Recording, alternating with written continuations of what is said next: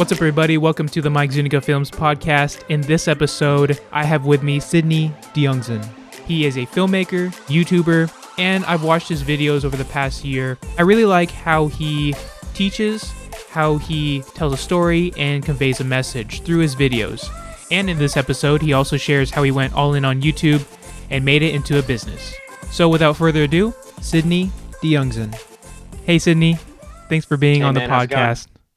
Really thanks for having me. Appreciate it. Yeah. I wanted to get you on here because I've seen a lot of your videos on your YouTube channel, and some of them that I've watched have really helped me in terms of my filmmaking. And I know that the way that you teach and the way that you really dive deep in terms of detail can be really helpful, not only for my audience, but for anyone else who's listening, and hopefully for your audience as well. So I'm really curious about your filmmaking story.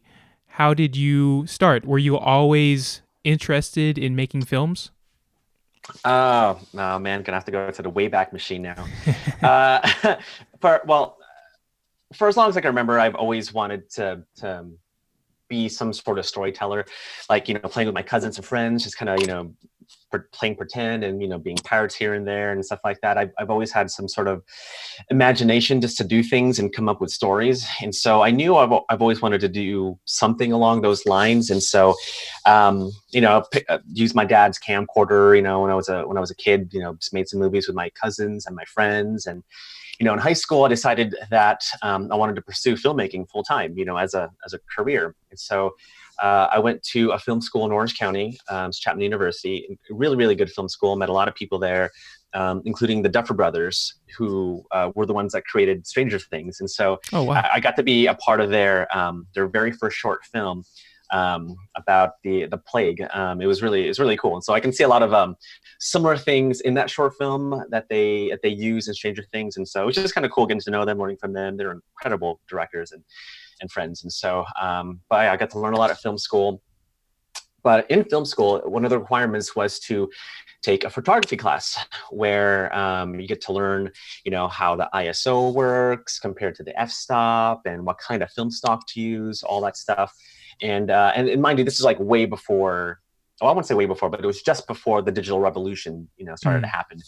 And so we couldn't preview what we shot right then and there. I know that's kind of hard to imagine, especially in this day and age, like what you can't see, what you just shot, like you literally had to get a light meter, get the reading and expose properly or overexpose, depending what you want to do. And then hope for the best when you bring it to the dark room. And so that's what we went through, but it was good. It was really cool learning how to do that. But in that process, when I picked up my first camera, it was an SLR, not a DSLR. But when I took my first photo, I immediately fell in love with it. I'm used to capturing, motion and movement, but to capture an image, a still image, and just to freeze that moment was something pretty special to me. And I realized, man, I kind of want to do both. I want to do filmmaking and photography. And so I realized really quickly that I, could make a lot of money with photography. And so I shot a lot of weddings, did a lot of it in California and throughout the States. I even moved to England for a few years to shoot a bunch of weddings out there. Oh, wow. Nice. And that was really cool. I got to travel a lot, do some, take some travel photography and all that stuff. And somewhere down the line, I had missed filmmaking. I missed, just creating stories, movement, emotion. And I've done that, while I was doing photography, made some short films with my friends, entered film festivals and stuff like that. But I missed just creating something for my own. And so it was just the end of my senior year in college, where after college, you would typically just go out to the studios and just, do that whole thing. And so I did that, but then realized I didn't like working for other people. And so I thought I would just love it, just kind of dive myself right into there and just climb the ladder as a PA and, do all that stuff. But I hated it. It just wasn't a good environment for me. I just didn't like it. I didn't like being told what to do. And maybe that was an early sign of me wanting to become an entrepreneur. But, doing weddings on the side kind of filled that passion for me. So I stepped aside from the studio and that's when I did weddings. But yeah, I missed doing film when I was doing weddings. I was really good at doing weddings, booking clients left and right. but I wanted to create something on my own. So I took a break from photography and went back into film. And that's when YouTube started to roll out pretty big. That was around 2007 to 2010. Mm-hmm. I think that's when iJustine just started doing stuff. Casey and I just started doing some YouTube videos, and I've taken notice the captivity when you watch a YouTube video. And to me, that was so interesting, almost as if it brought me back to that time when I took my first snapshot in photography, seeing people, normal, everyday people, making videos and putting it online. Like, to me, that was the dream of a filmmaker, to create a film, find a distributor to distribute your film to, the theaters out in the world. Mm-hmm. YouTube was it. It just took out the middleman. It took out the producer, took out the distribution center. It took all that stuff out, and it made it available to filmmakers. And for me, as a filmmaker, like, that was a dream, and I wanted that. And so an idea sparked in my head where I thought maybe I could do this as a living. But at the time, making money off YouTube was so laughable. Mm-hmm. It's like, oh, how could you? That's not how you make money. You have to do the whole studio route. Mm-hmm. You got to do this process. And so it was still in my mind, but I did shrug it off a little bit, thinking it was not possible at all. But I still wanted to do it. I, would make some YouTube videos here and there just for fun. Mm-hmm. And then I went back to wedding photography. But then something just died in me when I went back into wedding photography. Like, it was good. It was fun. I made a lot of money. And as a wedding photographer, like, when you're making $5,000 to $10,000 per wedding, like, that's pretty good. Mm-hmm. You pretty much made it once you've hit there, but it didn't do anything for me. And it wasn't the money at all. It wasn't the travel at all. I lost that passion. Like, I was so intrigued by YouTube so much that it just kind of was this little nagging ringing in my ear that just lasted for like years and years. I think it was like about maybe 7 years. And then I decided to actually do YouTube consistently and full time, probably like around 2016. But that entire time, 5 years ago, 2010, 2011, when I thought about doing YouTube, I realized then that I had wasted 5-6 years of my life by just kind of waiting, just kind of doing the safe route, doing this and here and there, where my gut instinct told me, you got to pursue YouTube. This is what you wanted. You want your work to be showed to the entire world, and cutting the middleman. Mm-hmm. It just made sense to me. When I realized that moment in 2016, I'm like, you know what? I'm done wasting time. I'm going to do this. I'm going to do this. And so, and it was hard because I just got married, just had a kid. And so pursuing something like that without a secure income was really hard, And so I had to balance it out, and I'm still balancing it out. I still work full time, but I'm also pursuing YouTube. But early 2017 to up till now, like, traction has started building up. I'm almost at 100,000 subscribers. Money is coming in. Mm-hmm.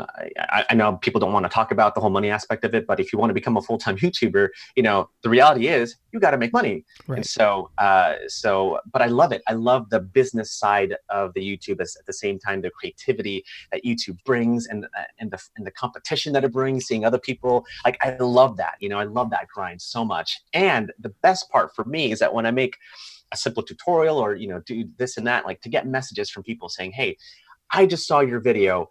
Because of that, I want to start my own YouTube channel.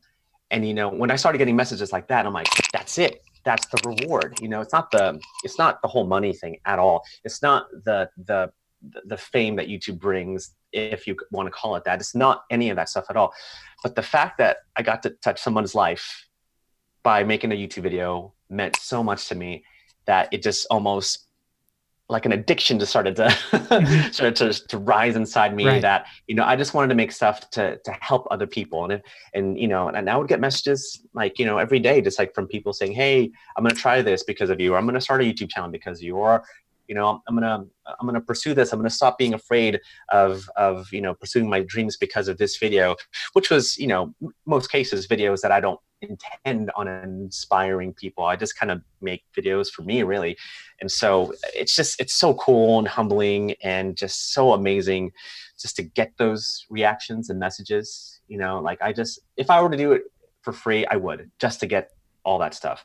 And to hear like those comments and messages, and to know that, a dad out there who was recently divorced, finds so much fun and love and passion in filmmaking with his little girl because of my videos, or someone in Jakarta, saved so much money after like 3 years, after saving so much money after 3 years, finally grabs an old 60D, but is now filmmaking because of a video I made, or something like, you know what I mean? Like that to me is the currency. Seeing people's lives change is the currency for me. And it's just the beginning, man. That is awesome. Yeah. I everything that you said there, really resonates, because it's all about taking that leap, right? You feel it within yourself. This is something that I really want to do.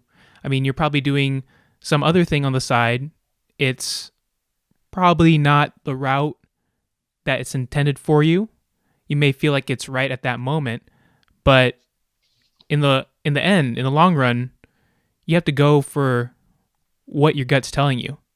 And that's what you did.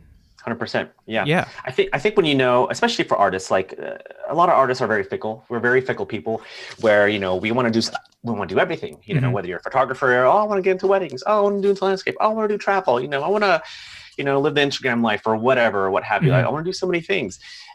I think as an artist, you have to know your end goal. You have to know where you are going so that you can set the right trajectory, for your journey. And so, for me, like, my end goal is to pursue my own business so that I can stay at home with my kids and my family, so that I can take them to the places that I've been to, so that, I can spend more time with my kids, because I love my family to pieces. And, I working in California, as half the day is spent in traffic. And so that just sucks. And so I want to, whatever that looks like at the end, I want to be here in the center with my family as I'm doing these things, so that my kids can see, so that they can do the same thing. It doesn't matter if it's their own business or if they want to be a hairdresser or a doctor, whatever, but to see their dad work hard and to pursue his dreams, I want them to see that as an example, so that they can do far and greater things than I ever will. Right. You just want to set yourself as an example to your children. That's awesome. Totally. That is great. So I want to backtrack just a little bit, because I know you talked about going to film school. So there's those filmmakers that don't go to film school and those that do go to film school. I personally haven't went to film school, but I know a lot of my friends that went to film school, and both ways I've seen work out for many people. So for your personal experience, what do you see as like the benefits and probably maybe the disadvantages of going to film school? Sure. I will say the advantages for going to a film school are the connections, for sure. Like, nobody knew who the Duffers were, like they were just very talented directors. And, now they have a hit show on Netflix, nobody knew that. But, if you were in their circle in film school, then chances are you're probably on the Stranger Things set, along with them. It's kind of funny. Like, I would see some of my other friends kind of, sending them Facebook messages like, hey, congrats on Stranger Things. I'm available. I'm like, oh my gosh, don't be that person. Yeah. But I would say networking is probably the biggest advantage a film school has, because it's not just, networking with each other, but you have networks with studios and connections with professors that were in the industry. And so I would say the greatest advantage of a film school would be that. Do I think it's necessary? No, I don't think so at all. In fact, I think I almost kind of regret going to film school. Almost. I'm glad I went, but I almost regret, mainly because like there's so much debt that comes along with it, where, just after film school, literally like a year or two later, like free filmmaking tutorials were available online on YouTube. And so, sometimes I kick myself just like, man, all that money when you could have been doing something else or whatever. But at the same time, I'm so glad I got to go to film school. I'm so glad to learn the things from, professors that won Oscars, and, just to have experiences with other filmmakers like the Duffer Brothers, like just to have those experiences, I don't regret at all. And so, it's a mix. It depends. I mean, if you have the money, go for it. Just don't put yourself in debt. But if you are kind of not sure, then I would say don't do it. Just go out there, find, find a friend or even contact a studio, say, hey, can I just PA, can I volunteer? Can I do this? There are ways to do that for free. In fact, my professor said the equivalent to a film school, to all 4 years of film school, is to go on an actual set for one day. Wow. And so, because you can learn so much right then and there, Yeah, very true. So I would say do that, but to each his own. Yeah. Awesome. Thanks for sharing that. Yeah. So in terms of your first job, paid job, Yes. what was that and how did you acquire that? My first job was a wedding photography gig. I think I did like $300 or something like that. At the time, as a 21-year-old guy, I was like, oh my gosh, this is a lot of money. I could buy a lot of things with $300.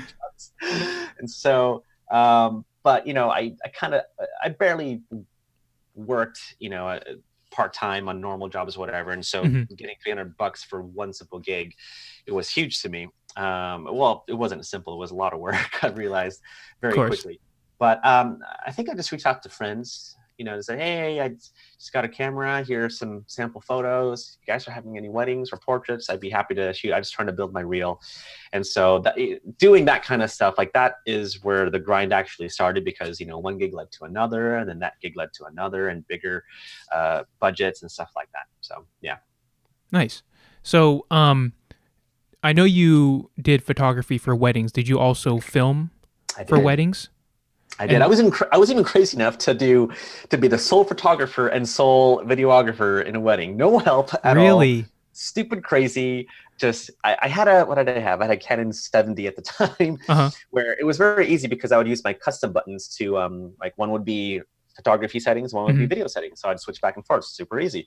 So I'd take a photo, I'd snap. I think it was like 12 frames a second. I'm not quite sure, maybe 9. But and then switch it over to the film. Okay, film. And I'd film in slow motion because I knew I'd double the time. If I filmed for 5 seconds, I need to be 10 seconds worth of footage.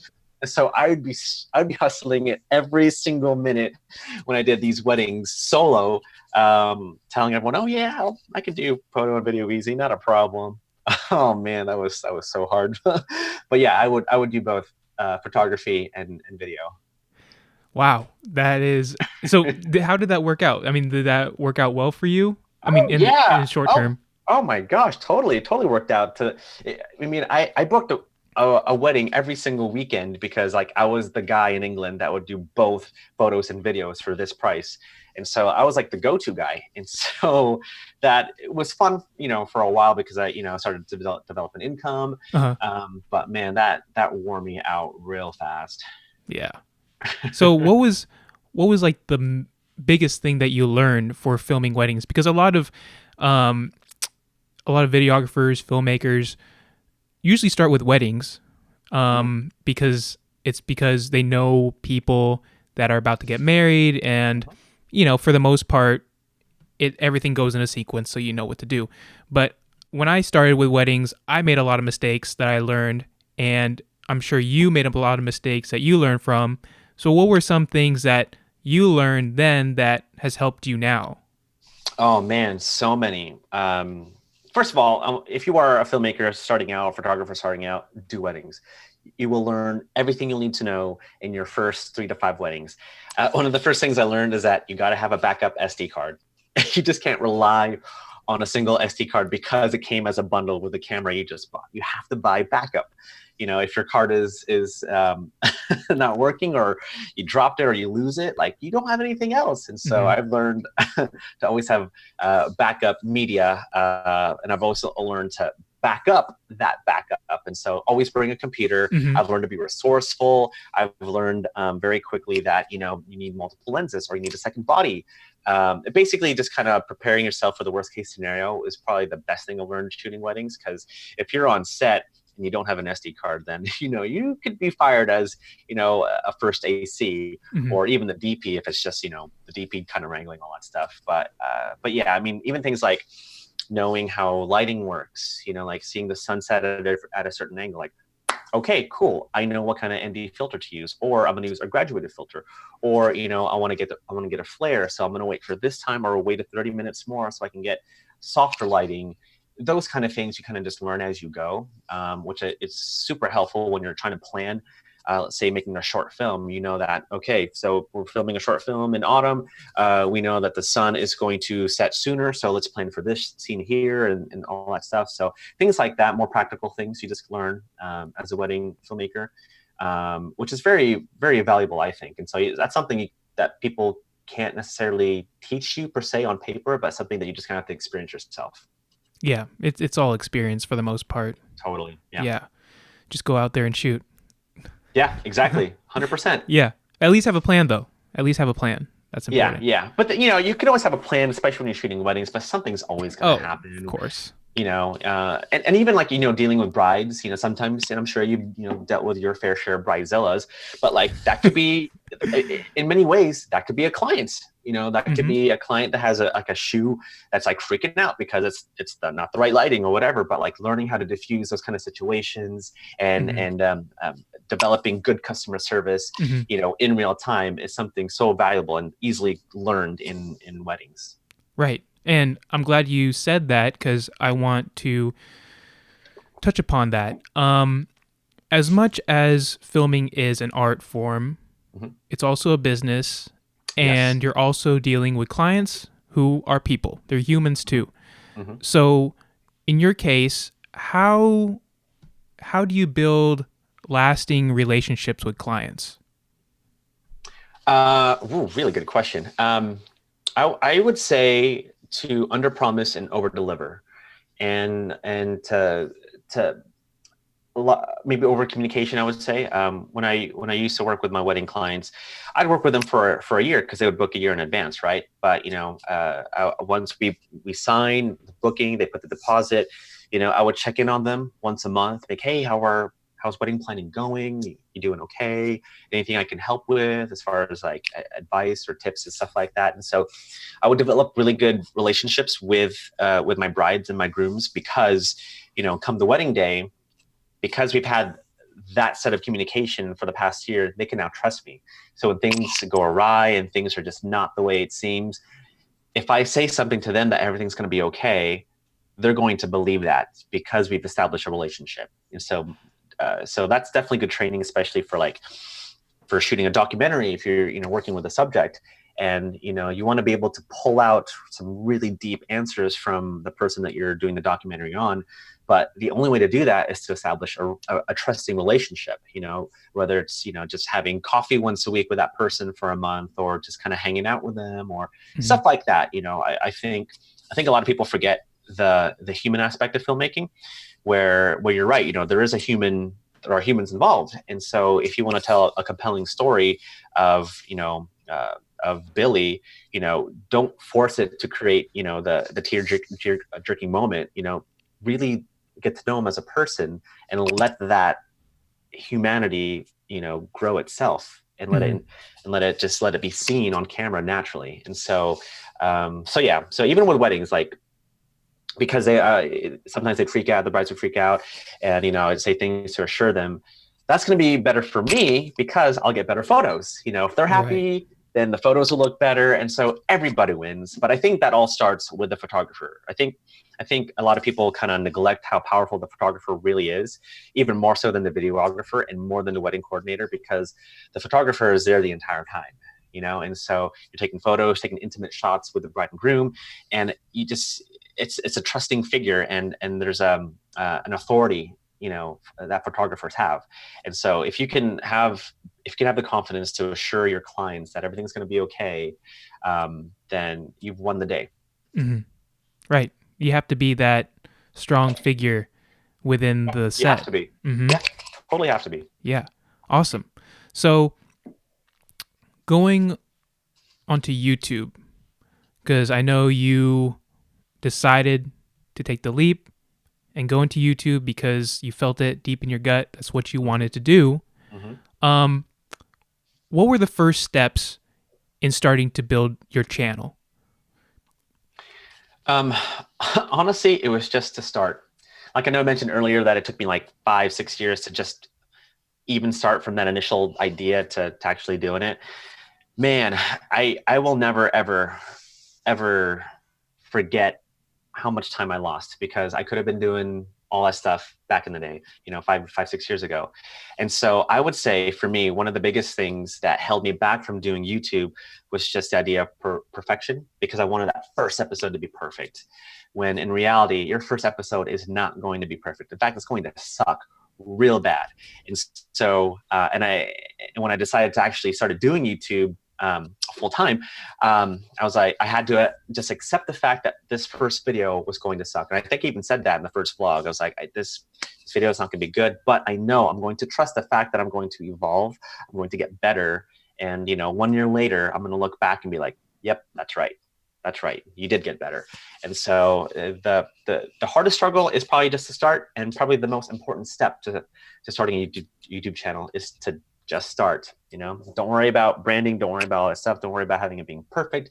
Just get in front of your camera and just film what you want to film, or at least think what you want to film, and then just let yourself grow from that. Right. Exactly. So do you have any tips in terms of growing a successful YouTube channel? Because I know right now you're close to like 57K. 59K, almost 59K. Nice. So in terms of where you started to where you are now, how did you stay consistent? Or like in terms of the types of content that you decided to put out, how did you choose what to do? Good question. So I started out doing vlogs, kind of followed the whole Casey Neistat path, as many do. But then realized I didn't get many hits. It didn't felt right. It just felt so forced in a way, to the point I was like, you know what? Maybe this YouTube thing isn't good. I don't like it. It doesn't feel right to me. Screw it, but then I was like, you know what? I'm gonna start doing what I really like doing, and that's capturing moments with my family. And I started this series called Film Journals. And funny enough, it was that moment when I started actually being authentic and genuine and filming something that I loved, is when I started getting some traction and subscribers and views and stuff like that. And so, you hear this advice all the time from many YouTubers, is just to be yourself and be authentic. And it couldn't be any more true. Like, it is so true. You can't force yourself to be another Casey, because there already is one Casey. You just got to be you. And so, I just started filming stuff like that, and then talking about the gear that I had, and because I was really passionate about it, and saw that people like that, like those reviews and tutorials. So I was like, all right, let's do more of this. And so did more of that kind of stuff, to eventually just kind of doing more camera gear reviews, and it started getting broader because I chose a specific thing, which were film journals, these little, micro documentaries, and then it expanded to camera gear reviews, tutorials, and now back to vlogs. So now I can, go to vlogging again and stuff like that. And so, it's just testing the waters and, seeing what works, really. If you're a YouTuber and you're trying to figure out what to do, just hit record on the camera and see what happens, and then eventually it's going to evolve to something. If it doesn't work out the first video, then, just trust the fact that your path will be realigned to where it needs to be. And so that's the one thing I learned, just to, let myself fail, but also let myself figure it out, to finally almost like just kind of giving up on forcing myself to be another Casey or whatever, but just to, really be myself and film the things that I liked, and just be true to that. Awesome. So what I got out of that was basically it's all experimentation. It's trial and error, but start with what you love to do first and share that with everyone. Totally, because if you're going to be filming a YouTube video every single week, it's got to be something that you love. Like, I'm not going to film anything about cooking, because one, I don't like cooking. Two, it doesn't fit me. But why would I force myself to make videos about cooking? You know what I mean? Right. Exactly. I want to make videos, little micro documentaries of my family. I want to do little videos about, gears and contraptions and all that stuff. Like, I love doing that stuff. And if I like doing that stuff, then rest assured, there's probably a group of people like me that will like that stuff too. And that's the type of people that I want to attract. That's the type of people that I want to speak to, or even do YouTube meetups with. I think a lot of people try to, they want to go for a broad audience, when that's not true at all. But I think, for the successful YouTubers, they're narrowing it down to one single niche, one set like a specific group of people, and they're always successful. Like Nike, their specific target is a 17-year-old female high schooler, athlete. And because they're super specific on that target, because everyone wants to be, a cool high school athlete. People that are older want to go back to those days. Like, oh yeah, I'm just as young. And so because they've narrowed it down to a 17-year-old female athlete, like they've won, obviously. And so, for me, I'm aiming for, the 24 to 35-year-old single or, recently married dude that loves camera gear, who's also a nerd that loves comic books, but also likes to have a little fun, So nice. I'm looking for nerds like me, pretty much. That's what you have to do. You have to express yourself, what your interests are, right? Like you said, and there's always going to be people that share the same thing that you share. Totally. Yeah. I mean, there's a lot of YouTubers out there that have like really interesting genres, things that I've never even heard of before, but they got massive followings. I'm like, oh my gosh, really? All right, that's cool. Yeah, exactly. I mean, you see a wide range of different niches. Is that how you say the word? Niche. I'm not sure. Tomato, something like that. But they're doing what they love to do. Yeah. But it's so narrow, and there's a big audience that they've built. So, it can be done, and people have shown it being done. So, yeah, and I know that you have your road to 100K. That's your next goal, right? How do you get there in terms of you specifically? What's your strategy? My current strategy is to be consistent and kind of ride the wave of what's happening in the camera world. And so which is funny because I did that when I started started growing real fast. And I think last year I ended with maybe 12,000 subscribers, December 2017. So December 2017, I had like 12,000 subscribers. And so that exponentially grew early this year. Which is really cool. And it kind of plateaued a little bit, mainly because I lost 6,000 subscribers randomly. I think YouTube does some sort of cleanup and that kind of messed up whatever algorithm, which is weird. Fine. It's whatever. Yeah. But I think the goal has always been the same. It's just to be consistent. I produce at least one video a week and just create videos that are relevant to people. Like, new Sony cameras are coming out. I'm a big Sony shooter, and I'm going to talk about that. Or like tomorrow's video is going to be about the Sigma 35 art lens for Sony cameras. That's a pretty popular thing because it's a brand new thing, and so I want to talk about that. Even the new Canon EOS R that was just announced. It's just finding things that I myself would look up and listen to. Like, I want to make those videos, giving my thoughts and opinions on that. At the same time, showing people how to do stuff, like showing them what I just learned, and that way they can learn it and do better. And so, so I think my strategy will always be the same. It's just to be consistent, find relevant topics, and just make super entertaining and informative videos. Awesome. That's great. Now, in terms of the types of projects that you do now, because obviously you run your own business, what is the majority of projects that you're doing now? Are they corporate? So they are 100% YouTube. YouTube? Yep. Nice. So I stopped doing client work because it was hard to keep my mind out of the headspace of YouTube, because even when I was doing client work, like I think my last client work was for a smoothie drink or something like that.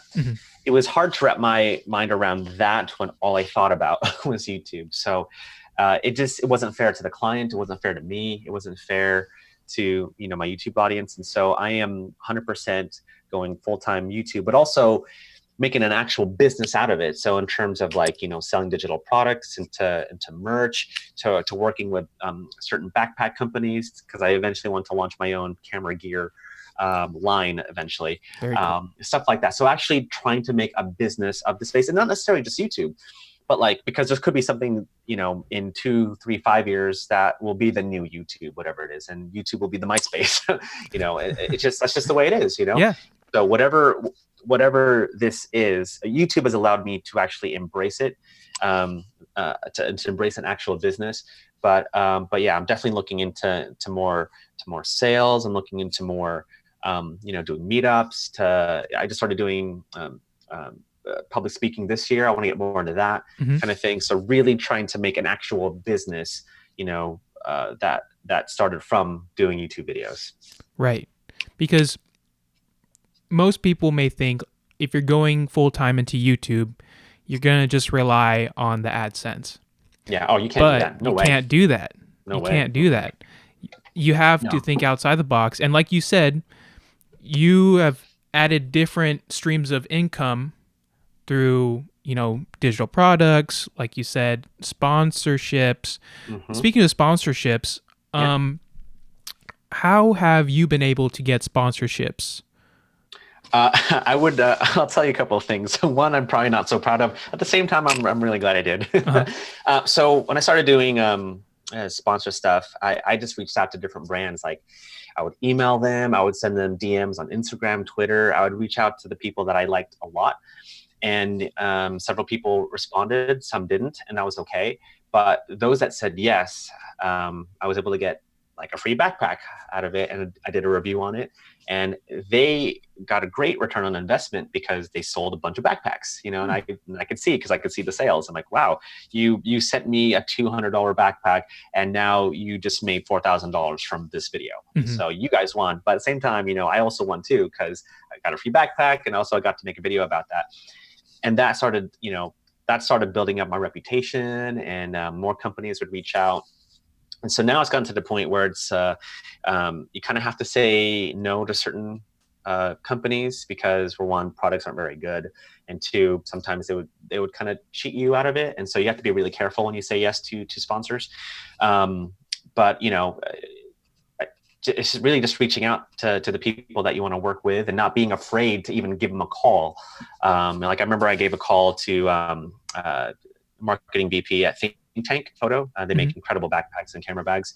I got his number on the website. I'm like, I'm going to give him a call. And I was like, oh, hey, I just started a YouTube channel. I have 2,000 subscribers. Can I get a free backpack for a review?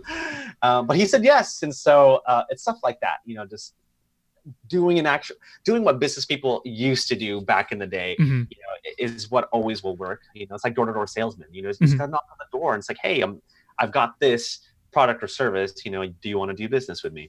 And so it's the same thing here. It's just, except it's a lot easier now, because you can, grab your phone and send a DM to, Nike or whoever. And if they don't respond, they don't respond. But, it's a fishing game. You just got to, send out as many messages and emails as possible, contact the right people, like really hustle, like use LinkedIn, go on Facebook, and, I was trying to figure out, how to do that stuff. I was actually really clever. When I reached out to certain companies, I would actually look them up on Facebook first, and like, oh, hey, this guy likes bass fishing. Okay, that's cool. And so I would, send him an email saying, hey, dude, I'm going on this bass fishing trip. I'm looking for a camera bag that would. So I would say stuff like that to capture their attention. So like that's where the real hustle was, trying to reverse engineer. That's smart. And it worked. It totally worked. And I would even they're probably gonna listen to this, but I don't care. I have a good relationship with them now. But I would buy things off B&H to review a product, and then when I was finished with it, I would return it. and so, but it worked. It's I got some stuff. I guess I kind of lost money as far as the restocking fees, but it was my way to hustle, because I didn't have any sponsors or any company to sponsor some product to review. I kind of had to do something myself, and so that was my way of starting off. But now I'm in a better place now, where I get to get products and review them and stuff like, and sometimes I get to keep them, which is really cool and really nice. And so. That's if you can pull up, contacting sponsors, I think you learn a lot as a hustler, to get the clients you want. Even like that goes back to wedding photography, like trying to figure out when I moved to England, like nobody knew me, but I'd reach out to wedding magazines. I'd reach out to friends. I'd print out flyers that, hey, wedding photography. If I saw someone doing wedding photos for £1,500, I would do it for £1,200, just to be competitive. So it's that kind of mindset, trying to figure out how can I get into the market? Like, how can I hustle my way there so that I can be known? So yeah.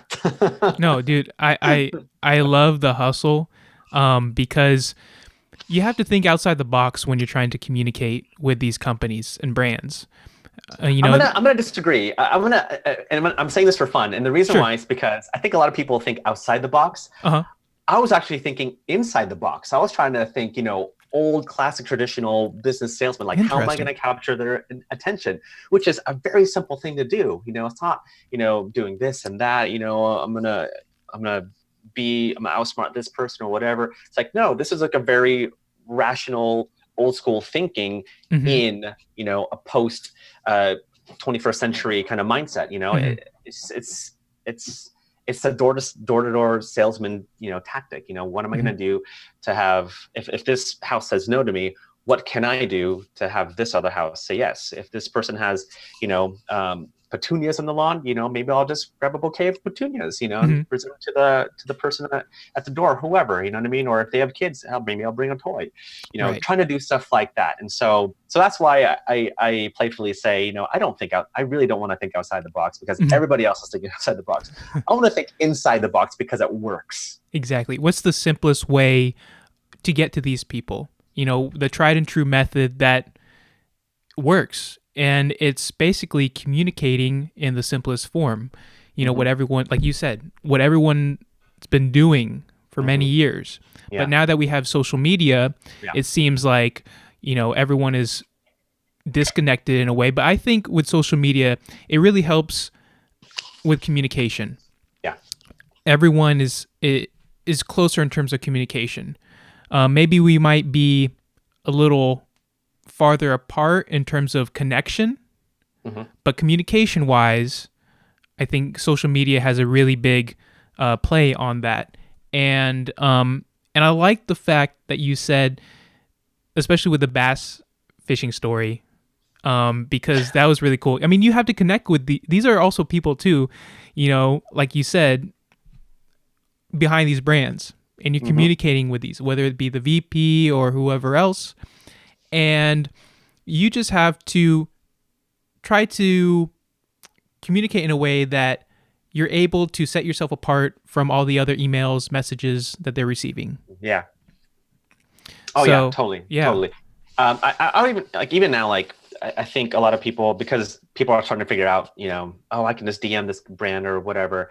And that does work sometimes. I would say maybe 50% of the time, but I find like the one way that kind of always works for me is by just calling them. And that's probably the hardest for a lot of people, but because it's not used so much, you call these, marketing directors, and they kind of get caught off guard. It's like, yeah, sure, I guess. They don't really have enough time to think about it, but that's always worked 100% of the time. Like emails, I should get a better percentage over DMs, emails, but 100% phone calls always work. It's like even calling through a company, say, hey, can you connect me to, the marketing department, or connect me to, Chloe, Peterson. If you find her contact on LinkedIn or something like that, like I find like direct contact with people always works for me. That is great. And that's true. It does. It does. So yeah, keep it up. That is awesome. Oh, thanks, man. So the next thing that I want to touch upon is your business, because you're an entrepreneur, you're running your own business through YouTube. What has been the hardest thing that you've been able to learn from running your business, and what has been the most fun thing about running your business? The hardest thing about running a business is just balancing time and trying to make it work with my family. I got 2 kids, my wife. We just moved to Texas, so kind of getting used to that. At the same time, I also work a full-time job still, and so trying to figure out how to do that. I mean, I wake up super early in the morning I wake up at 3 o'clock, 3 to 7, I work, then I do my full-time job. At lunch, I do, my business. And then when I come back home, spend time with the family. But, from 10 to 11, or sometimes like later, I work then. And so trying to balance that time is kind of difficult for me.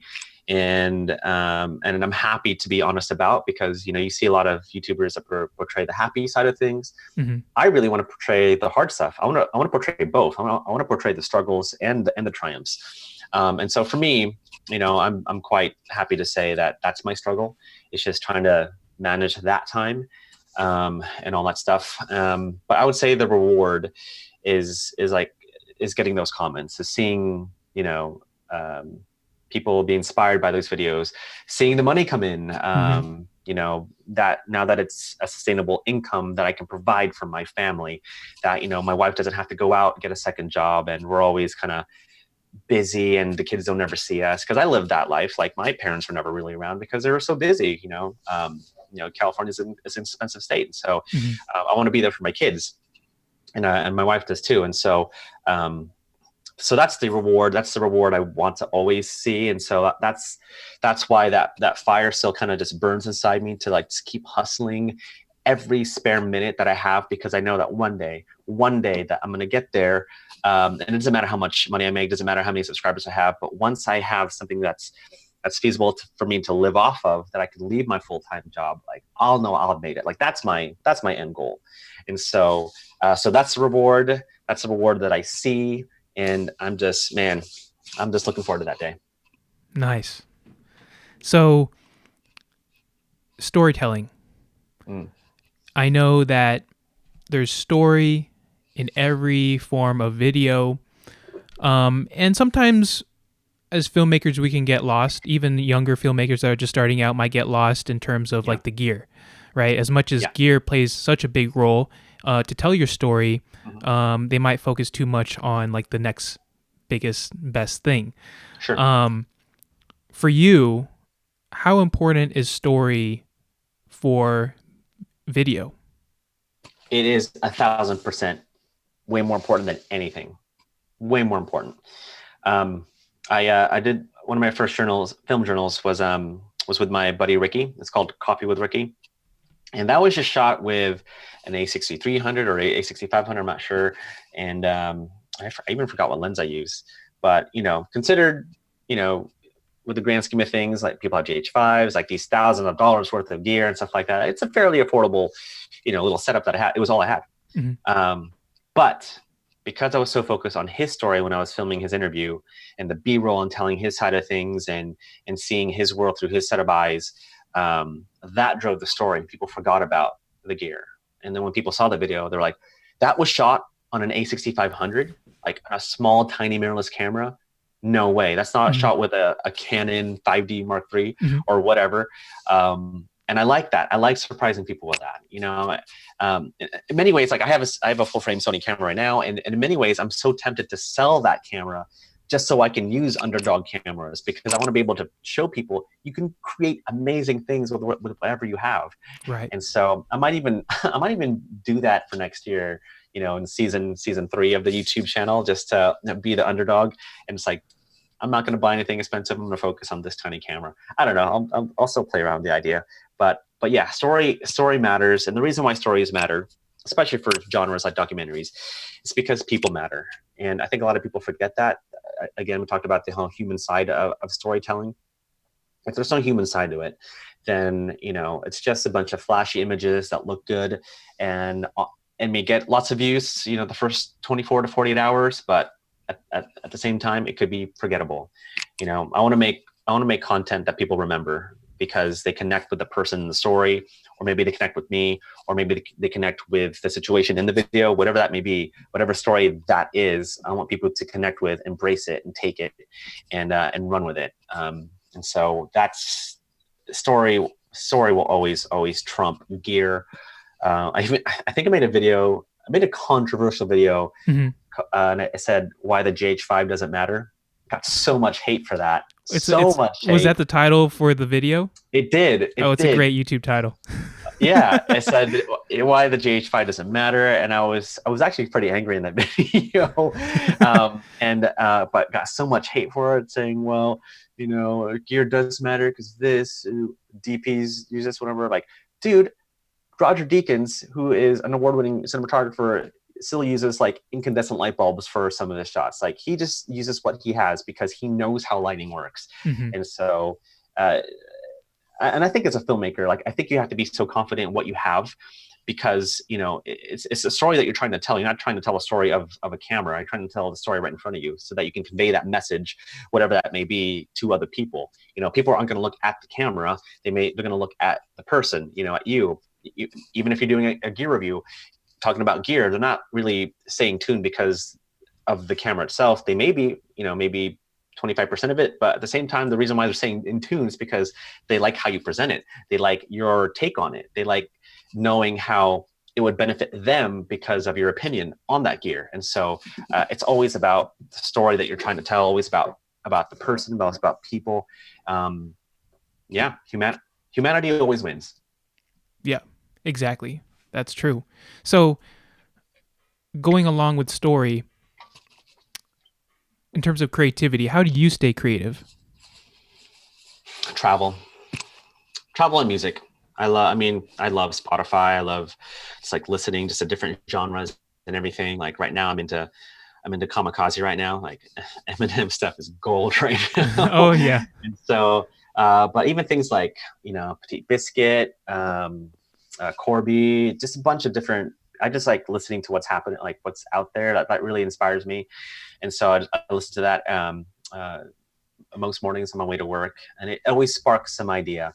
But whenever I'm traveling with my family, like, we went to San Antonio a couple weeks ago, and I was so inspired, just by the river and just by humidity and tropical heat and what Southern living is like. And, just ideas popped up. And so I think getting out of an office like this, getting out of it, going somewhere, whether it's the mountains or the beach or, to a different city, I think always sparks ideas, but also just like letting other works of art, like music, inspire you. So music does it for me. I can't get inspired by going to a museum. I tried, it doesn't work. But it may work for somebody else. True. Like, who knows? True. But yeah, those are the two things that really inspire me.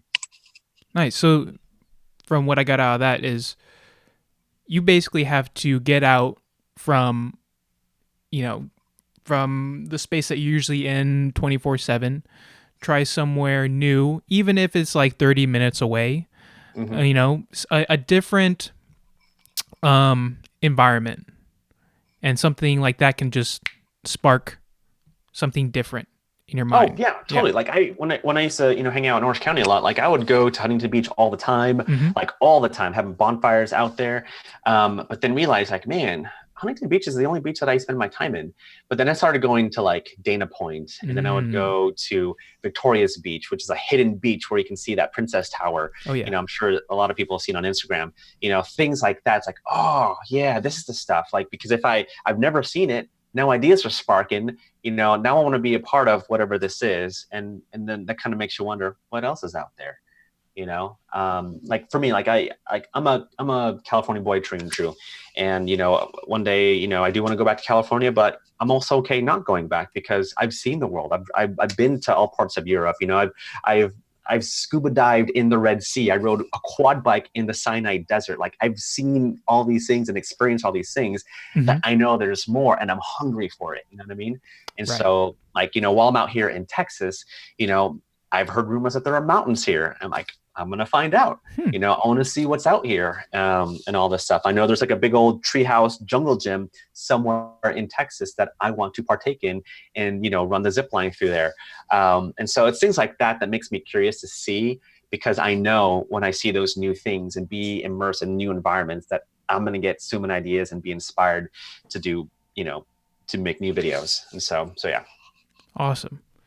So 2 more questions, and we'll wrap this up. But this has been awesome so far. A lot of gold nuggets in what you've been saying. Oh, I hope so. Oh yeah, definitely. Especially when my son walked in the door. I hope you use that. That was gold as well. Um, so what is your why? Why do you keep creating videos? My why is it's because I want to see people be better than me. I really do. Hmm. I a lot of people say that I have a teacher's heart, even though I don't like teaching, like in a traditional setting. I don't like that, but I like sharing my knowledge and experience so that when I see people take that and I see them succeed, like that honesty makes me incredibly happy because I got to be a part of that. Like one of my friends, actually a couple of my friends, when we all started learning photography together, like we would do these themed shoots that I would set up. I would be the producer. I'd be like, hey, I'm gonna get some models. We're gonna get some makeup done. Let's just shoot together. Let's have some fun. But and they were learning photography on their own, and we had such a cool little group, and they learned from all that stuff. They branched out. Some did weddings, some did portraits, but now two of these guys are like world-renowned wedding photographers that travel throughout the entire world shooting like $10,000 weddings, $15,000 weddings. Hmm. And I'm sitting here and I'm like, wow, I got to be a part of that. I got to be a part when I showed them, hey, this is a difference between a shutter speed and an f-stop. And you can get, that blurry background if you lower your f-stop, and seeing them, going, whoa, I didn't know I could do that. Knowing that in the back of my mind, even if they don't remember it, but knowing that I was there when that idea, that spark of passion first lit up, and to see them just flourish, like fills me up so much. And, to hearing other people start YouTube channels, smaller YouTube channels, and hearing, hey, dude, I finally did it. I went from 5 subscribers to 50. This is amazing. 50, that's relatively low, but they're so happy with 50 because, it just 10x their, subscribership. And so for me, dude, I absolutely love it. And I'm so excited to see, like, when I hit 100K, whether it's this year or next year, it doesn't matter to me. But like that'll be great. But when I see someone with 10 subscribers to all of a sudden 10,000 subscribers, like that's going to be, I'm getting a little teary-eyed just thinking about it. But just to know that there's that one person, that just went through just storm after storm after storm to finally doing something that they love because it took a chance to pursue it because of a dumb little video that I made. Like, I can't think of anything better. Honestly, I can't. So that's my why. That's my why. And on top of that, for my kids to see that, Hmm. And so I selfishly hope at my funeral that, that a bunch of people all over the world, YouTubers that were just influenced and touched by, certain videos would go up to my son and be like, hey, your dad helped me start a business, or your dad, led me to my future wife, or your dad, like, that would be so cool. I want to make my kids cry at my funeral. That's the so, goal. so for selfish reasons, that would be my why. But I think, generally speaking, I think I do want to see people succeed. I love it. I really love seeing people elevated from taking them from where they are to where they need to be. Just fuels me so much. That's powerful because that's what it's all about, right? Totally. The subs can go away. The sponsors can go away. The money can go away once we, you know, pass on. But it's what we leave here, the legacy that we leave Totally. here, right? It's always about legacy and in your reputation and to be remembered for this. Like, back in the day, reputation was a big thing, especially for men. You got to have an honorable reputation back in the day. Not that I'm trying to be sexist or whatever, but that's just what it was historically. Mm-hmm. But I think a lot of people forgot about reputation. You know what I mean? And a lot of people try to put on like these fronts, these fake reputations, trying to put a PR version of themselves on Instagram or Twitter, like, oh, life's so great, oh my gosh, or oh, I woke up like this, or something like, you know what I mean? It's like, Right. yeah, that may be fun in the short term, but I bet you, someone that documents their life, and I'll probably lead into this.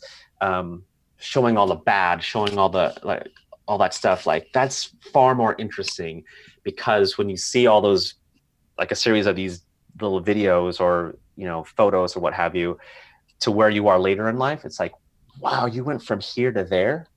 That's a cool story. And so actually, now that I think about it, like I I really like the underdog story, and I like encouraging other people to be underdogs so that they can show others like that they have a fight in them, or that they themselves can do it too. I mean, I think a lot of people like the underdog story, just to see the least likely person to win to actually win. But I was saying, next year, maybe even sooner, I'm going to shift the YouTube channel a little bit more to include more documentary-like vlogs. Not so much in the sense of like, the fun vlogs that Peter McKinnon does or Casey does, whatever. Those are, they do phenomenal stuff like that. But I kind of want to go the opposite route, where put a camera here, like, okay, it's Monday, it's 3:00, I'm freaking tired, and I have an edit to finish. Okay, let's begin. Kind of deal. Relatable. Like, show the actual thing, or even show the fails. Like, okay, upload this video. I only get 50 views in the first hour. Okay, well, let's get them next time. Kind of thing. You know what I mean? Right. And so I think it'd be kind of cool to see, especially for my kids to see down the line, where and their kids to see down the line. It's like, oh man, look at Dad's life. Look what he did. Oh, he struggled here. He struggled there. Oh, but he got better here, and he's really fighting here. That's the legacy I want to leave behind. Wow. Yeah. Thanks for sharing that. So, last question. What's in it for your future? For your business, you personally, what would you like to share? What's in it for me?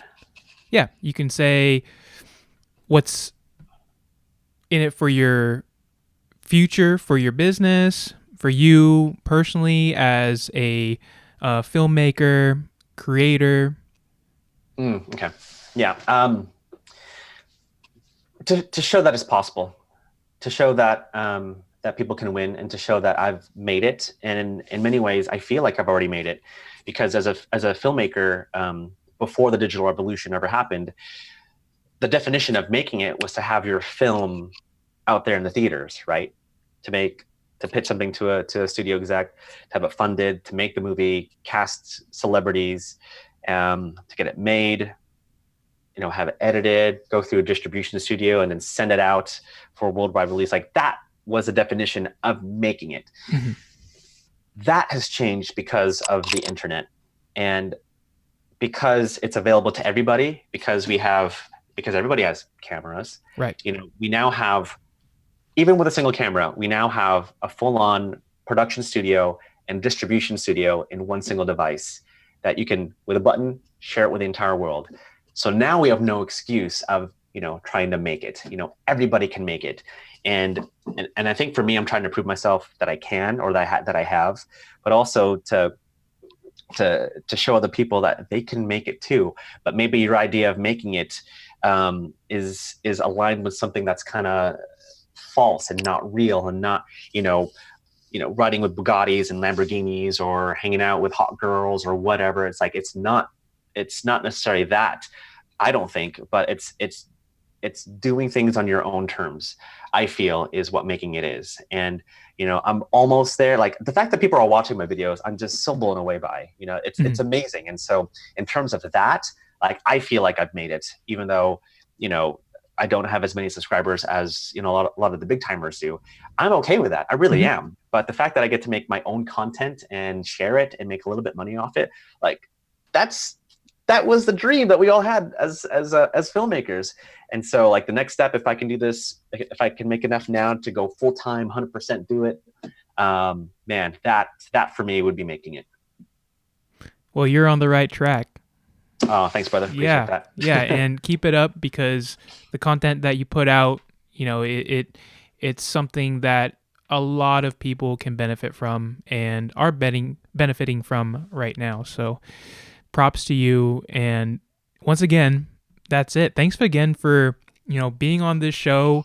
I was really interested to see what you'd say, and I'm glad that you took the time out of your schedule to be here and share it with all of us. So thank you once again. Thank you for having me. I'm honored. It was fun. It was a blast. Again, apologies for my kid running. No worries. No worries. But that was a very realistic glimpse into what my world is like. Yeah, it's part of life. It's part of life. Enjoy the journey. Exactly. All right, man. Thank you. All right. Thank you. Peace. Thank you again, Sidney, for sharing your story on this podcast. And thanks again for listening to this episode. I hope you enjoyed it as much as I did. I'll be placing Sidney's social media info down below in the description, so make sure to check him out. And if you got great content out of this episode as well, make sure to give it a thumbs up if you're watching, or give it a great review if you're listening on the podcast. So thanks again for joining in, and until next time, I'll see you in the next episode. Peace.